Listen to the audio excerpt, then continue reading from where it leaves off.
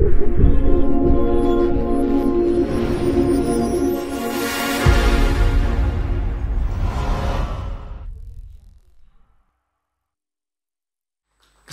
hari ini buat saudara, wis luar biasa, ini liburan tapi dahsyat dan ajaib. Amin. Saya ingin menyapa senior pastor kita yang mungkin ada lagi di Amerika, yang mungkin lagi menyaksikan tayangan streaming ini. Amin. Ya, saya juga mau menyapa saudara-saudara yang ada lagi liburan.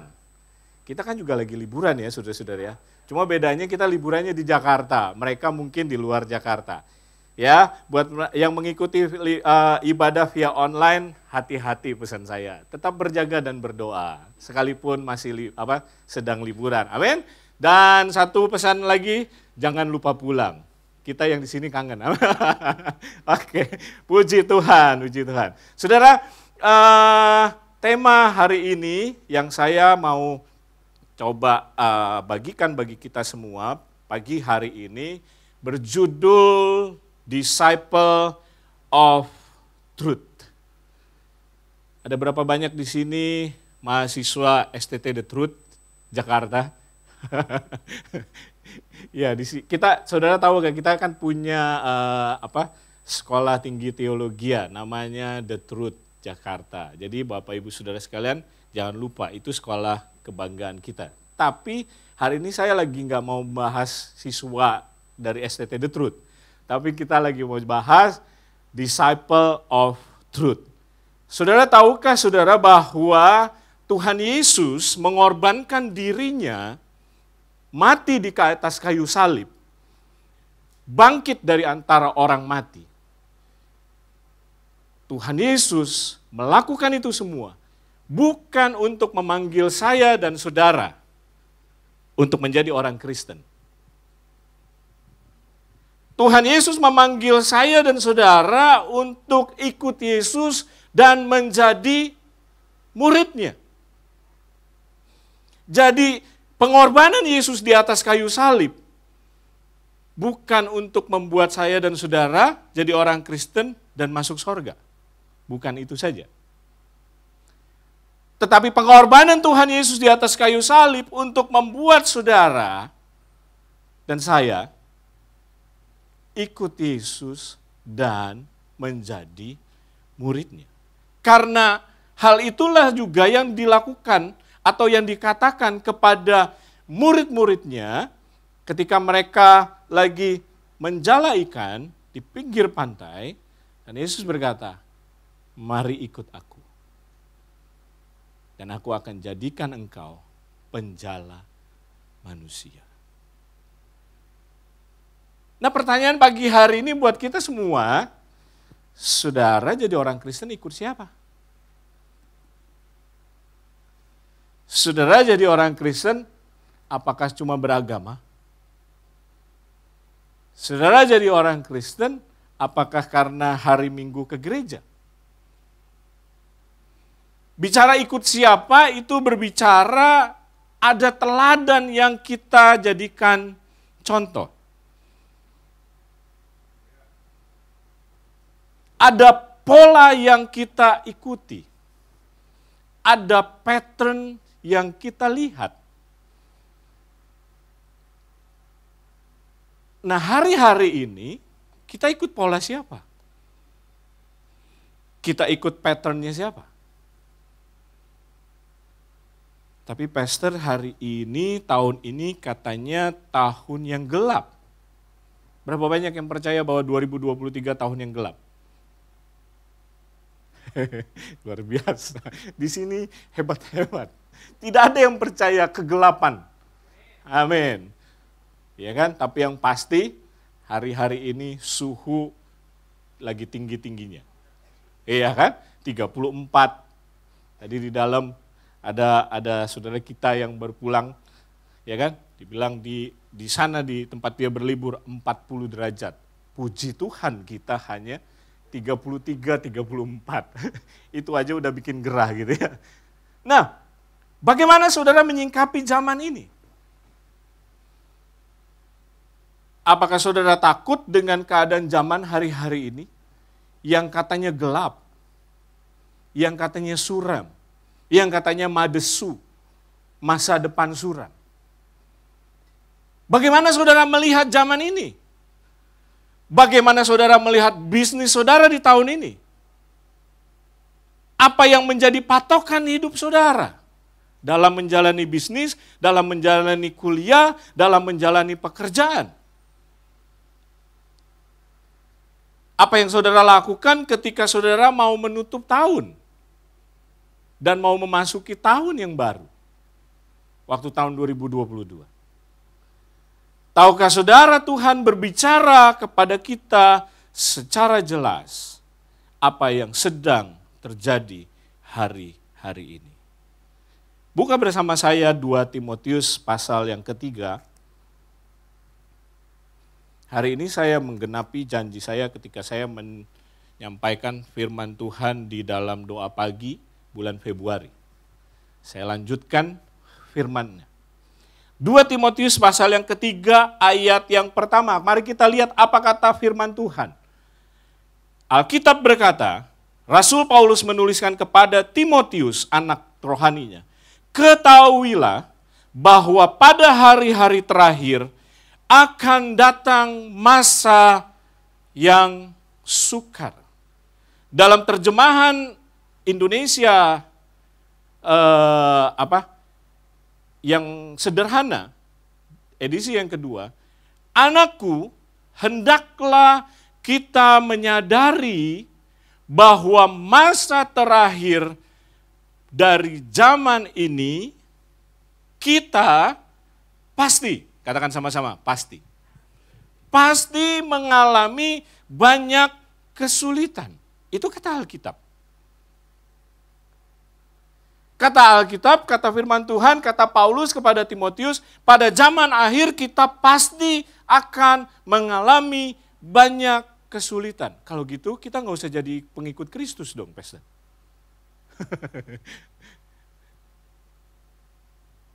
Bagaimana saudara melihat masa kesulitan? Apakah bagi saudara kesulitan itu ekonomi? Harga-harga naik? Belanja udah nggak bisa seperti dulu lagi, uangnya, uang harga uang sekian cuma dapat barang segini. Bagaimana saudara melihat masa sulit yang sedang saya dan saudara alami? Nah, firman ini datang ketika saya masa itu waktu doa pagi di masa-masa bulan Februari. Saya dapatkan sebuah video yang saya nggak bisa tayangkan di sini gitu kan. Karena ini kan publish. Kalau doa pagi kita bisa putar. Gitu ya. Apa yang Alkitab katakan sukar, berat, sulit. Alkitab menuliskan kata sukar, berat, sulit itu dengan kata kalepos. Kalepos itu sukar, berat. Berat untuk dipikul, berat untuk dihadapi, ganas, berbahaya, penuh ancaman. Apakah ekonomi mengancam kehidupan saudara? Apa yang mengancam hidup kita? Nanti saya tunjukkan bagi saudara kita sekalian. Bahwa yang mengancam di masa-masa sekarang dan di masa yang akan datang, bukanlah kesulitan ekonomi. Bukanlah sulit makan. Nanti kita akan baca. Kata kalepos kalau saudara baca di Matius 8 ayat 28, itu menggambarkan jalan yang menuju Gerasa, di mana orang takut untuk melalui jalan itu. Karena ada 2 orang yang dirasuk setan itu loh, saudara tahu nggak? Di Gerasa. Jadi masa sukar, masa sulit yang dikatakan oleh Paulus itu digambarkan dengan kata kalepos ini. Nah, mari kita lihat. Apa sih yang Paulus bilang sebagai masa sulit? Ada ayatnya. Saya baca dalam terjemahan baru, perjanjian baru ya, edisi kedua. Banyak orang akan mengasihani dirinya sendiri. 2 Timotius 3 ayat 2-9. Mata duitan, sombong, suka memuji dirinya sendiri, suka menghina orang lain, tidak mentaati orang tua, tidak tahu berterima kasih, tidak menghormati Allah. Ayat 3, tidak mengasihi orang lain, makanya orang bisa dianiaya, bisa ditonjok, bisa diinjek, dan itu divideoin. Nggak cuma satu, udah ada yang baru di pinggir jalan. Bersifat kasar dan kejam, dan membenci segala sesuatu yang baik. Orang-orang pada zaman akhir ini suka mengkhianati temannya. Bukan cuma berkhianat sama suami atau istri, teman. Dan lebih suka tidak berpikir panjang, sombong, dan menganggap diri lebih penting daripada orang lain. Dan lebih suka menikmati kesenangan dunia daripada menyenangkan hati Allah. Ini hal-hal baik nggak? Hal-hal buruk ya? Berapa banyak yang setuju bahwa ini hal-hal buruk? Hal-hal buruk terjadi di luar gereja?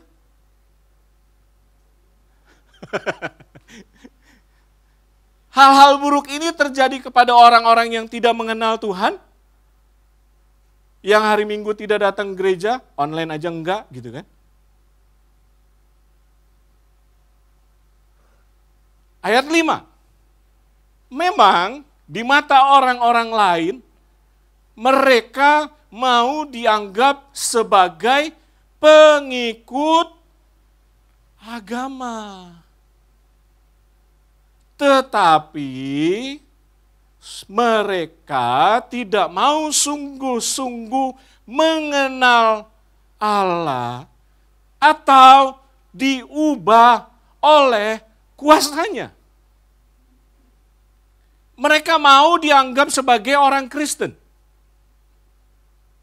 Mereka mau punya kartu keluarga jemaat gereja kemuliaan Sion Light to the Nation yang ada nomornya GKSPK sekian-sekian. Itu di apps. Itu sebenarnya kartu keluarga, saudara, kartu jemaat.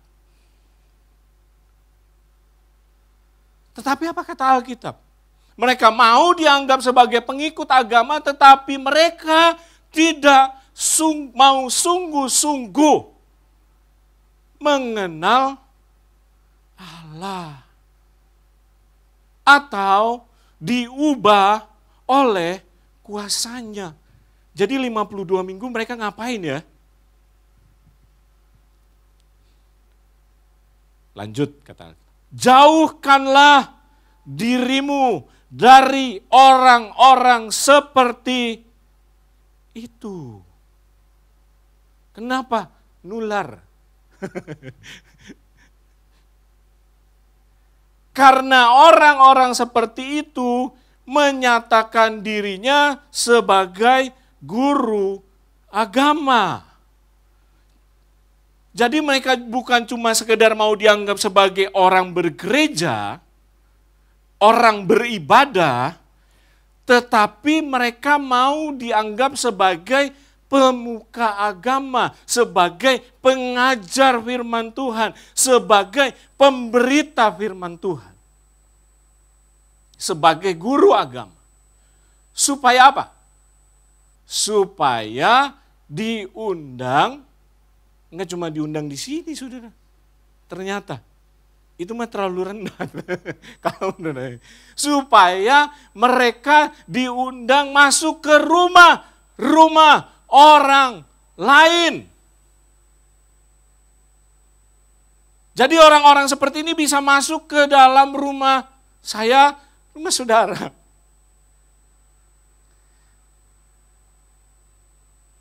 Lalu mereka menipu dan menjerat perempuan-perempuan yang belum dewasa secara rohani. Dan terlalu cepat percaya saja. Jadi orang-orang seperti ini ada dua kategori. Ada kategori jemaat, ada kategori yang cepat jadi pembicara, jadi pengajar.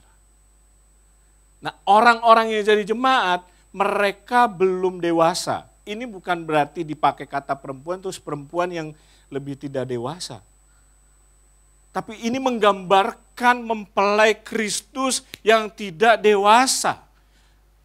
Saudara, hari-hari terakhir, masa yang sukar, mempelai Kristus yang tidak dewasa akan menjadi mangsa orang-orang yang dituliskan dalam 2 Timotius pasal yang ketiga ini. Menipu dan menjerat perempuan-perempuan yang belum dewasa secara rohani dan terlalu cepat percaya apa saja. Maksud saya perempuan yang merasa beban dosa mereka sangat berat karena membiarkan diri mereka terbawa ke sana kemari oleh segala macam keinginan. Perempuan itu selalu bersedia belajar tentang hal-hal rohani, tetapi ternyata mereka tidak mampu membedakan ajaran benar dan ajaran palsu. Mereka suka belajar, ya. Mereka ikut New Life, Ministry, Builders, Elders, nanti 4.0. Mereka suka belajar. Mereka suka firman-firman Tuhan yang mengajar kehidupan mereka.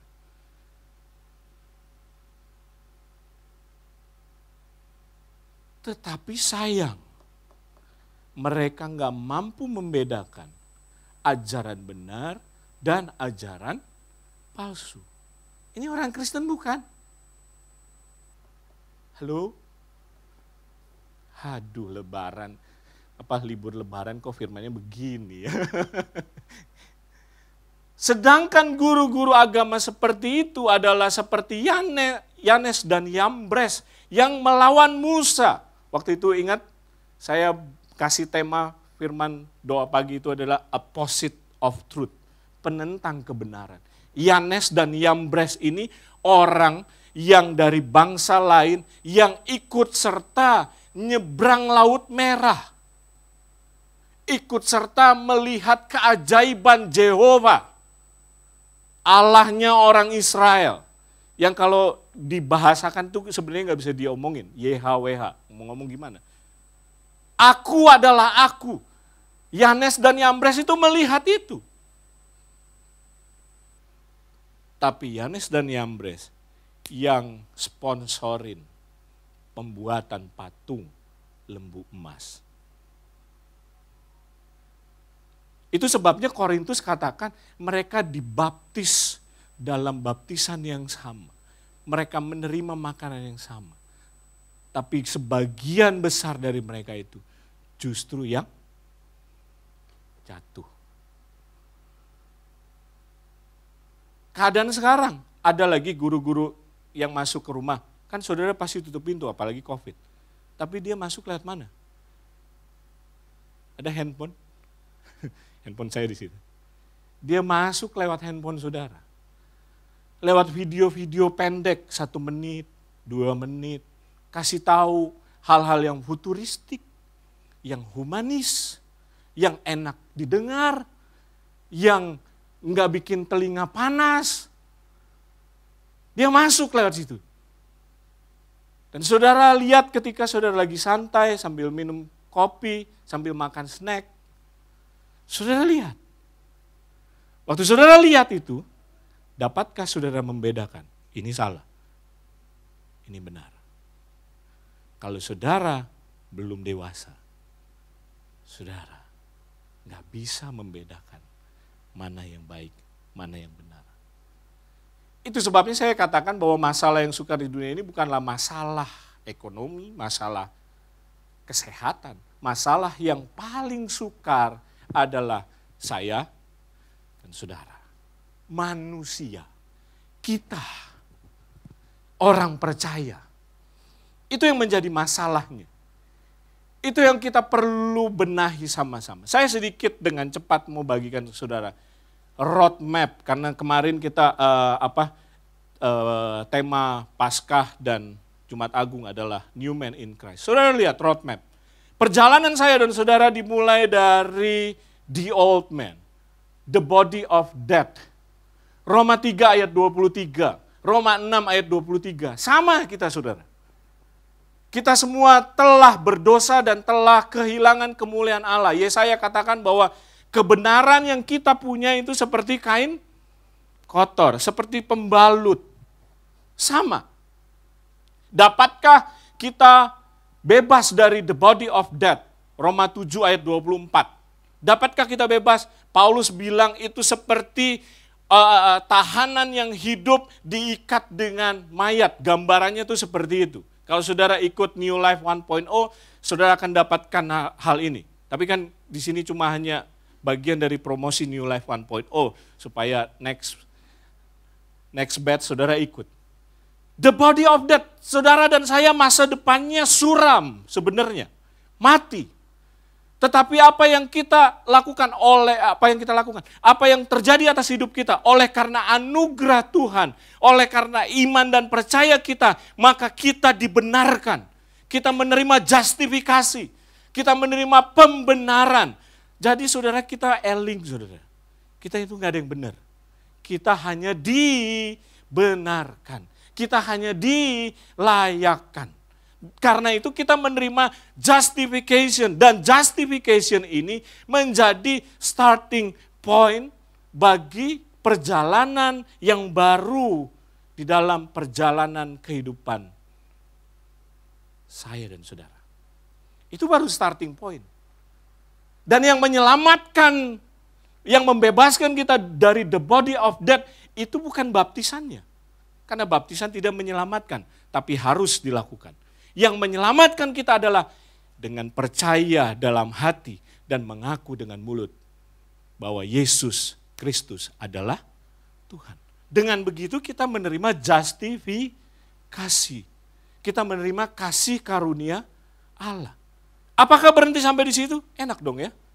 Ya, bisa berhenti sampai situ. Kalau saudara jadi seperti penjahat yang ada di sebelah Tuhan Yesus. Tetapi apa yang terjadi kalau kita tidak seperti dia? Kita harus masuk kepada proses yang namanya sanctification. Pengudusan. 2 Korintus 4 ayat 16. Dibaharui dari hari ke hari. Saudara mengalami pembaharuan. Saudara mengalami perubahan dari hari ke hari. Mengalami transformasi. Itu tandanya saya dan saudara tidak menganggap murah pengorbanan Yesus di atas kayu salib. Nah, saya akan bicara bagian ini, sanctification. Setelah itu baru kita mengalami glorification. Dimuliakan. Saya selalu bicara ini, pilihannya cuma 2. Kalau enggak kita dijemput duluan, ya kan?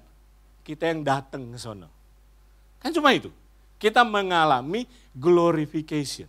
Kita mengalami kemuliaan. Lalu apa yang kita lakukan di dalam dunia ini? Roma 6 ayat 20 sampai 22 katakan seperti ini. Sebab waktu kamu hamba dosa, kamu bebas dari kebenaran. Jadi waktu saya sudah jadi hamba dosa, kebenaran gak ada dalam kehidupan kita. Kita bebas dari kebenaran. Maksudnya sama sekali nggak ada kebenaran. Dan buah apakah yang kamu petik daripadanya? Apa buahnya yang kita terima? Kematian. Semua. Dan sekarang ini menyebabkan kita malu. Kadang kan kita merasa malu ya. Bahkan pas di ibadah juga kadang-kadang kita malu. Aduh, masa lalu gua. Tetapi sekarang, katakan sama-sama sekarang. Setelah kamu dimerdekakan dari dosa dan setelah kamu menjadi hamba Allah. Saudara sudah dimerdekakan dari dosa? Kalau saudara yakin dan percaya sudah dimerdekakan dari dosa, saudara adalah hamba Allah. Kamu beroleh buah yang membawa kamu kepada apa? Pengudusan. Dan sebagai kesudahannya, nanti nih kesudahannya baru glorification. Dan sebelum sampai ke glorification, kita diapain?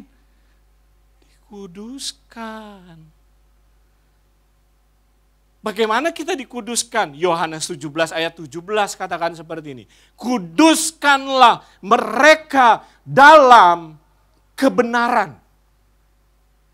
Jadi saya dan saudara dikuduskan oleh Tuhan. Ini menjadi doa dari Tuhan Yesus kepada Bapa. Dalam kebenaran. Apa itu kebenaran? Kebenaran yang sekarang kita mesti jelas nih.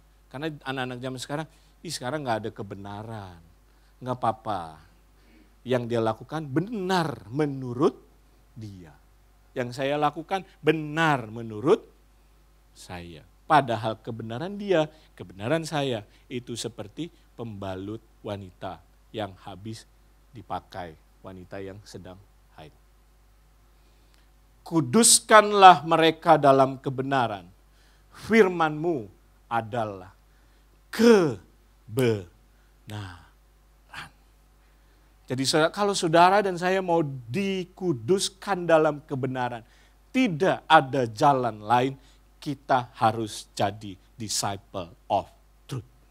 Jadi murid kebenaran, yaitu jadi murid dari firman Tuhan.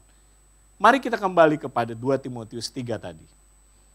Kita akan lihat di ayat yang ke-14. 2 Timotius 3 ayat yang ke-14.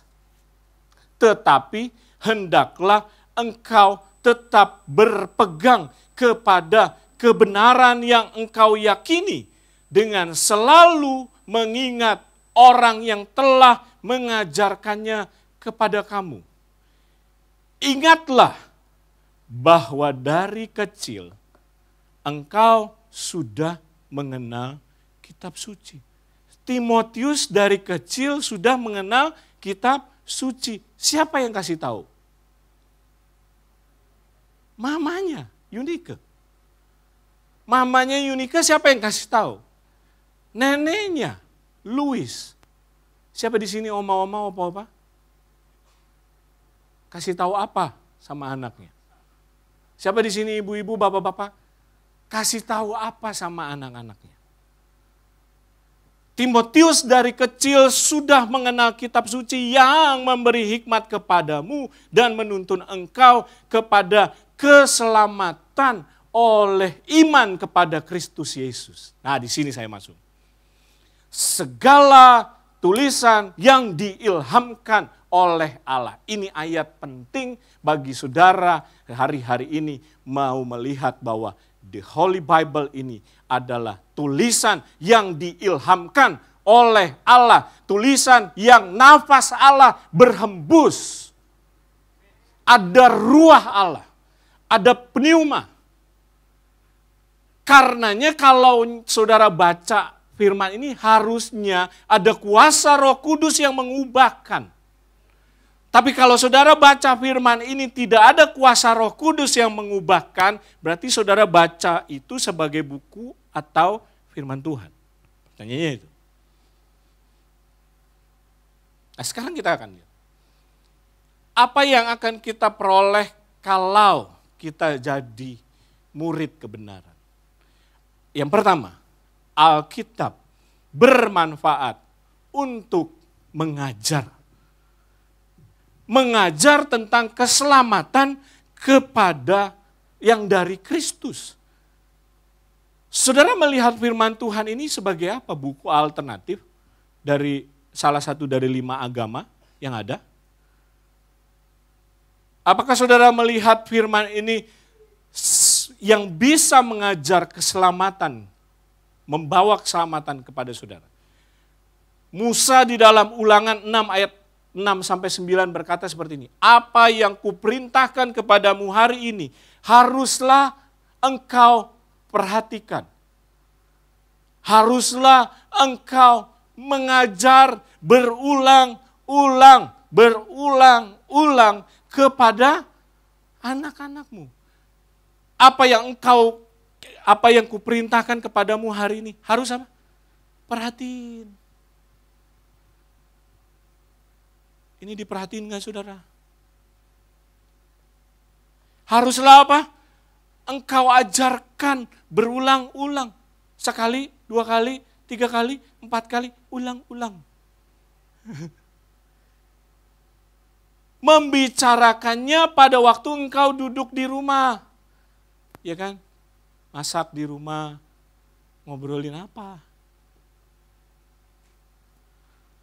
Apabila engkau sedang liburan. Ya kan, saya bikin supaya relevan. Apabila engkau berbaring, apabila engkau bangun, haruslah engkau mengikatnya sebagai tanda pada tanganmu. Haruslah menjadi lambang di dahimu. Tangan dan kepala. Di dahi. Pastor Leo pernah khotbahkan hal ini. Haruslah engkau menuliskannya pada tiang pintu rumahmu dan pada pintu gerbangmu. Di rumah saudara pajangannya tulisan apa? Ya. Tetapi hal ini sebenarnya bukan sekedar menjadi sebuah kebudayaan dari orang Israel. Tapi Musa, Tuhan mau mengajarkan lewat Musa itu apa? Tuhan mau orang Israel tidak meremehkan firman Tuhan. Dan firman Tuhan itu harus menembus masuk ke dalam kehidupan setiap orang Israel. Dan kehidupan kita sekarang ini. Seberapa dalam firman itu masuk di dalam kehidupan saudara? Sebab 2 Timotius 1 ayat 5 kata gini, sebab aku teringat akan imanmu yang tulus ikhlas, yaitu iman yang pertama-tama hidup dalam nenekmu Luis dan di dalam ibumu Yunike. Dan aku yakin hidup juga di dalam dirimu. Saya mau bilang ini, saudara. Kehidupan saya dan kehidupan saudara tidak berhenti sampai di kita. Tapi berlanjut kepada generasi yang selanjutnya. Itu sebabnya tema RGLM kita adalah Connected Generation. Bagaimana generation bisa connected kalau nggak ada orang-orang seperti Louis, nggak ada orang-orang seperti Yunike? Bagaimana generasi itu bisa mengenal Tuhan kalau nggak ada yang memperkenalkannya kepada mereka? Bagaimana mereka bisa tahu budaya yang ada di kita, di gereja kita, kalau kita tidak membiasakan hal itu? Semudah itu tidak memang. Kan perlu dibangun. Tetapi tidak akan terbangun kalau tidak ada yang memulai. Kalau tidak ada yang membangun. Itu yang pertama. Alkitab bermanfaat untuk mengajar. Yang kedua, Alkitab bermanfaat untuk menyatakan kesalahan. Patokan saudara benar atau salah, itu di mana? Etika? Kebiasaan orang Chinese? Kebiasaan orang Manado? Atau kebiasaan orang Halmahera? Benar atau salah, itu di mana patokannya? Benar atau salah, patokannya adalah Alkitab, firman Tuhan. Karena Alkitab adalah kebenaran yang mutlak. Kebenaran yang saya dan saudara suka kasih tahu ke orang, itu kadang-kadang bisa menjadi sebuah kebenaran yang normatif. Bisa berubah-ubah seiring zaman. Tapi kebenaran Alkitab tidak pernah berubah dahulu, sekarang, dan sampai selama-lamanya. Nah, saudara ajarkan kebenaran apa? Saudara bagikan kebenaran apa?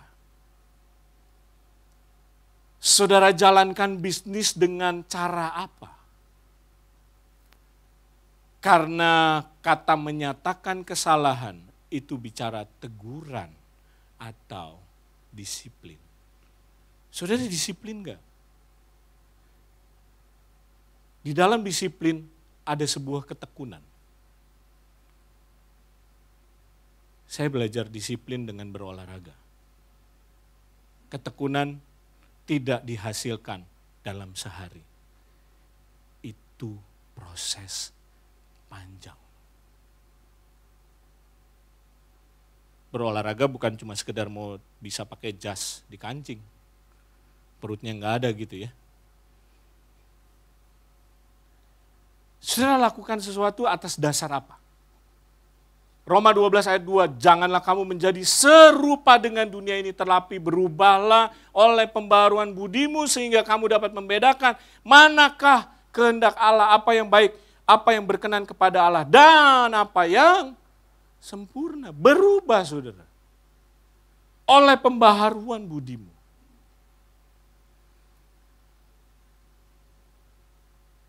Alkitab Alkitab bermanfaat untuk mengajar, Alkitab menyatakan kesalahan, Alkitab memperbaiki kelakuan. Mobil saudara rusak, mobil saudara ada kendala, kendaraan saudara ada kendala, perginya kemana? Bengkel. Kalau saudara punya mobil, pergi ke bengkel motor. Kalau saudara punya motor, pergi ke bengkel mobil. Kalau hidup saudara dan saya rusak, pergi kemana?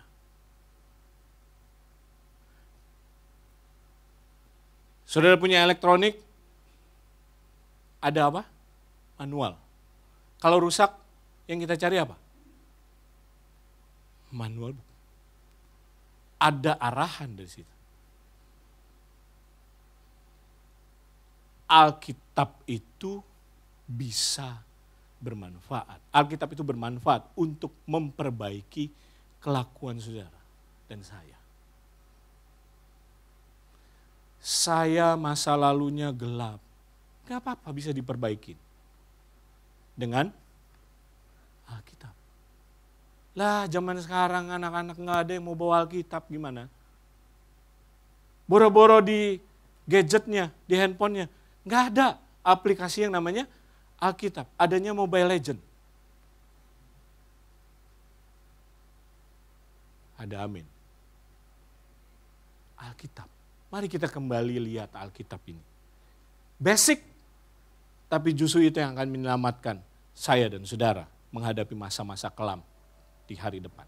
Yang terakhir, Alkitab bermanfaat untuk mendidik orang dalam kebenaran. Kebenaran itu sesuai sebagaimana adanya. Kebenaran saya dan saudara adalah ketika waktu Adam dan Hawa diciptakan pertama kali. Tidak ada dosa, yang ada nafas Tuhan, yang ada roh Tuhan. Kebenaran saya dan saudara adalah apa? Mau dikembalikan serupa dengan Kristus. Kenapa serupa dengan Kristus? Karena Adam yang pertama telah gagal.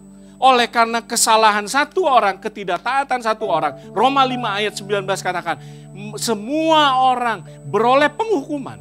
Tetapi oleh karena ketaatan satu orang yaitu Yesus Kristus, semua orang memperoleh kebenaran. Mari kita tidak mensia-siakan ketaatan Kristus. Di mana dengan ketaatannya saya dan saudara menerima kebenaran itu. Tidak peduli saudara baru dibaptis, tidak peduli saudara 20 tahun melayani Tuhan, tapi yang menjadi penting apakah kita ingat bahwa Alkitab itu bermanfaat untuk mendidik orang dalam kebenaran.